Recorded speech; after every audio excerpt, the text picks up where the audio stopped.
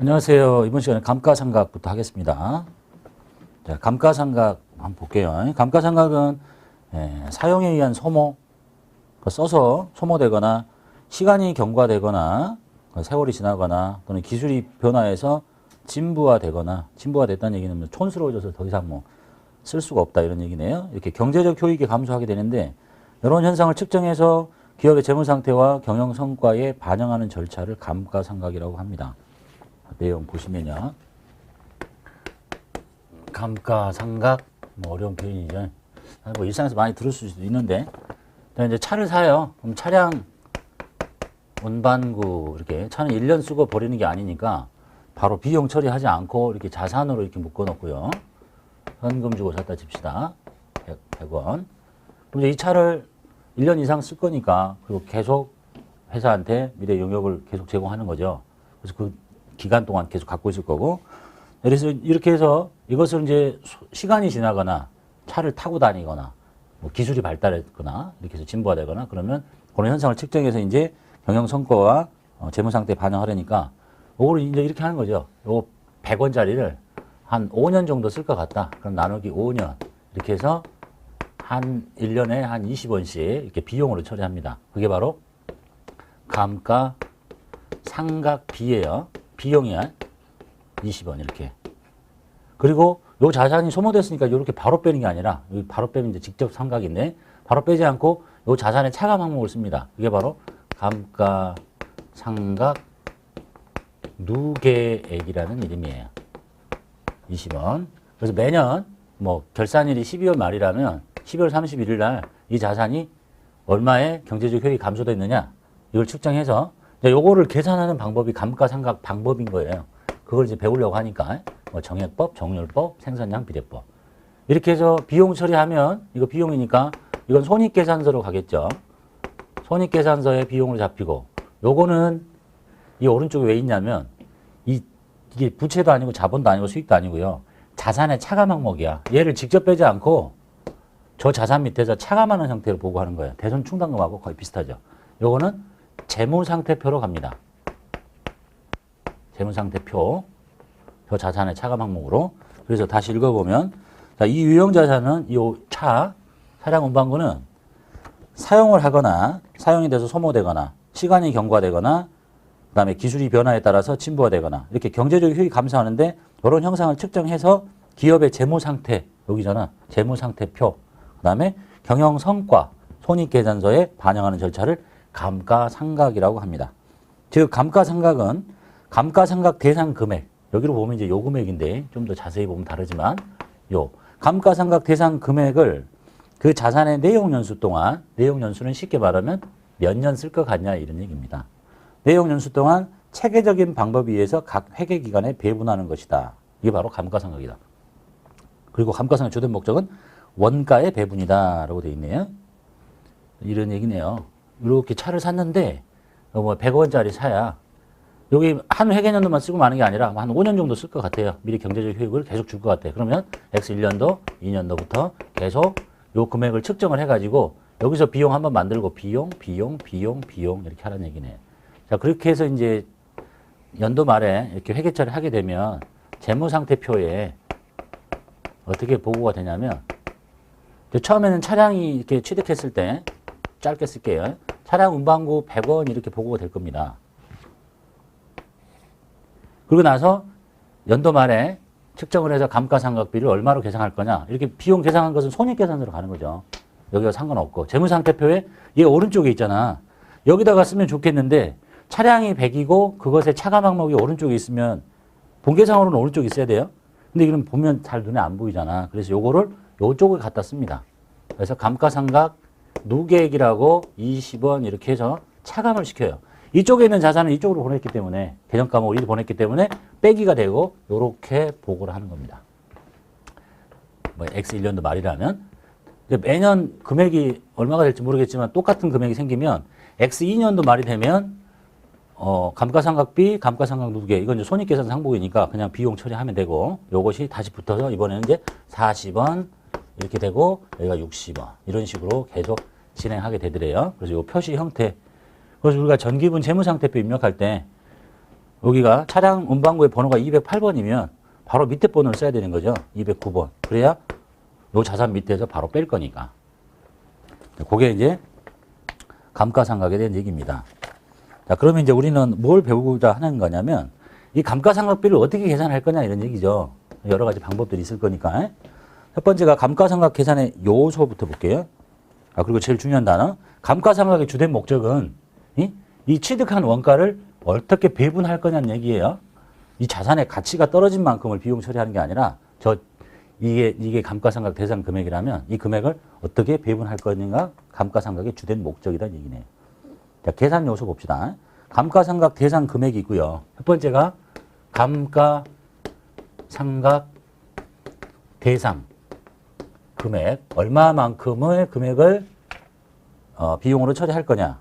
그 다음에가 내용연수라는 게 있네요. 첫 번째 감가상각 대상 금액부터 볼게요. 감가상각 대상 금액은 유형자산의 원가. 자, 요 금액은 좀 더 세분하면 원가. 이게 이제 기업회계, 일반 기업회계 기준의 명칭, 원명칭인데 시험에서는 예전 명칭을 계속 쓰고 있네요. 다른 말로 그냥 취득원가라고 이렇게 나오니까 그냥 이게 옛날 명칭이다 이렇게 보시면 되겠네요. 요 말이나 요 말이나. 사실은 요 말이 더 정확한 표현인데 원가라는 게 있고 또는 취득원가. 그 다음에 잔존가치라는 게 있네요. 잔존가치. 그래서 크게 보면 감가상각 대상 금액과 내용 연수가 감가상각비를 계산하는 요소인데 이 감가상각 대상 금액 속에는 원가와 또는 취득원가와 잔존가치라는 게 있더라라는 얘기입니다. 그래서 유형자산의 원가 또는 원가를 대체하는 다른 금액에서 잔존가치를 차감하는 금액이 감가상각 대상 금액이에요. 그래서 이 감가상각 대상 금액은 원가에서 또는 취득원가에서 뭘 빼요? 잔존가치를 빼. 이 금액이 바로 감가상각 대상 금액입니다. 첫 번째 원가부터 볼게요. 원가, 자산을 취득하기 위해서 자산의 취득 시점에 지급한 돈. 그렇죠. 차를 사기 위해서 취득한 시점에 준 돈이야. 100원이면 100원이겠죠. 요 얘기. 제공하거나 부담하는 기타 대가의 공정가치. 예를 들면 100원짜리야. 살 때. 이 차값이 이게 원가 또는 취득원가. 그럼 이제 이 100원을 요거부터 할게요. 내용 연수는 이 자산을 얼마 정도 사용할 것 같냐 이런 얘기입니다. 내용 연수, 자산의 예상 사용 기간, 사용할 수 있는 기간, 뭐 차를 잘 아껴서 쓰면 평생 쓸 수도 있는데 평생으로 하기 너무 길잖아. 적당하게 우리는 회계학에서는 그렇게 않지만 실무에서는 세법이 딱 정합니다. 내용 연수를 차들은 한 5년 정도에 이렇게 비용 처리하십시오. 이렇게. 그 다음에 자산으로부터 획득할 수 있는 생산량. 이게 꼭 연도가 아니라 이건 이제 기간이죠. 몇 년 쓸 것 같냐. 근데 감가상각 방법을 꼭 연도로만 따져서 5년 동안 비용 처리하십시오. 이렇게 하는 게 아니라 생산량 비례법이라는 것도 있어요. 그러니까 이제 기계장치를 샀는데 기계를 몇 년 쓸 것 같냐? 그럼 5년이지. 그게 내용 연수인데 감가상각 방법 중에는 연도 말고 총 추정한 생산량, 이 기계장치를 가지고 만들 수 있는 총 개수, 그리고 실제 올해 만들어진 개수, 이렇게 사용량에 따라서 감가상각비가 달라지도록 하는 방법. 그래서 내용 연수를 반드시 기간으로만 볼 수 있는 건 아니고 자산으로부터 획득할 수 있는 생산량이나 이와 유사한 단위를 내용 연수라고 합니다. 보통은 내용 연수는 그냥 저 자산을 사용할 수 있는 예상 기간 이렇게 보시면 되겠네요. 하지만 총 생산량이 될 수도 있는 거니까 이와 유사한 여러 가지 단위를 내용 연수라고 한다라는 얘기고요. 자, 이제 원가고 그다음에 내용 연수는 기간이라고 그랬고 이 잔존가치는 그 내용 연수가 끝나는 시점에 이 자산을 내다 팔았을 때 받을 수 있는 돈. 읽어볼게요. 자산의 내용 연수가 종료되는 시점에서 그 자산의 예상 처분 대가에서 예상 처분 비용을 뺀 금액. 그러니까 이제 차를 여기 샀어요. 그래가지고 몇 년 쓸 것 같냐면 5년 쓸 것 같대. 100원짜리를. 근데 이제 차를 5년 쓰고 여기 5년이 되는 시점에 5년 동안 이제 비용을 다 인식할 텐데 이렇게 할 텐데 5년 됐는데 이 차를 내다 팔면 차가 빵원은 아니잖아. 어떻게 고철값이라도 받을 수 있는 거죠. 그래서 이제 여기서 예상 처분 대가 얼마에 팔 수 있을 것 같냐. 그래서 나는 요거를 10원에 돈을 받을 수 있을 것 같다. 그런데 11원이라고 할게. 11원을 받을 수 있을 것 같은데 요거를 내다 팔기 위해서 예상되는 처분 비용이 있을 수 있지 않느냐. 1원이 들 것 같다. 그러면 잔존가치는 10원인 거예요. 그래서 100원짜리 차를 사서 5년 동안 열심히 사업에 쓰고 경제적 효익이 줄어들었으니까 계속 비용으로 이제 처리하는데 비용을 100을 다 할 게 아니라 100에서 5년 있다가 받을 돈, 내다 팔 때 들어가는 돈 해서 요만큼의 잔존 가치가 있으니까 100에서 원가 100에서 잔존 가치 10을 뺀 90원만을 5년 동안 비용으로 처리해야 된다라는 게 이 감가상각 대상 금액이에요. 맞겠죠? 100원을 다 비용 처리하면 안 되잖아. 연도 끝나는 날 5년도에 10원을 받을 수 있는 거니까. 이게 감가상각 계산 요소입니다. 크게 보면 감가상각 대상 금액과 내용 연수고, 감가상각 대상 금액은 조금 쪼개면 원가 또는 취득 원가에서 마지막 연도에 받을 수 있는 돈을 뺀, 이게 바로 5년이면 5년 동안의 비용으로 인식해야 될 금액. 이게 감가상각 대상 금액입니다. 문제 1번. 기말 결산 시에 당기분 영업용 차량 운반고에 대한 감가상각비, 비품에 대한 감가상각비를 계산한대요.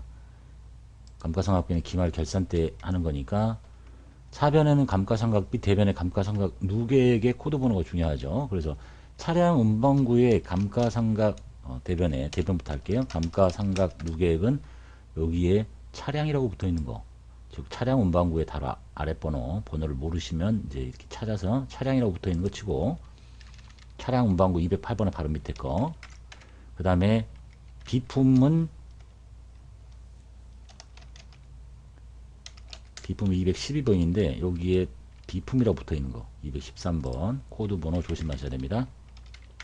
그 자산 코드 바로 아래 번호, 그리고 감가상각비 묶어서 비용 처리하시면 되겠네요. 두 번째 거, 결산 시에 감가상각비를 계산하는데 건물 거, 비품 거 이렇게 되어 있네요. 대변에 건물은 202번인데요. 그 바로 밑에 붙어 있는 감가상각 누계액 CC.